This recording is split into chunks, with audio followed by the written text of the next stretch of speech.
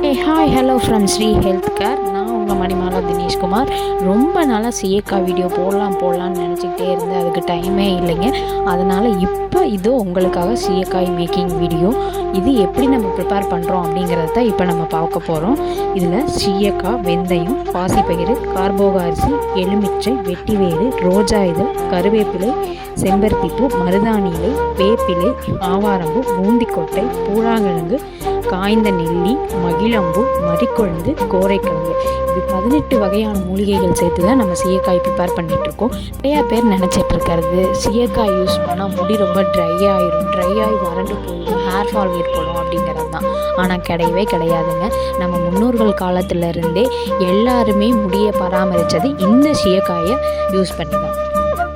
அது மட்டும் இல்லாமல் இதில் நம்ம 4 வகையான பூக்கள் சேர்க்கறதுனால ஹேர் கண்டிஷ்னர் அப்படிங்கிற ஒன்று உங்களுக்கு தேவையே படாது.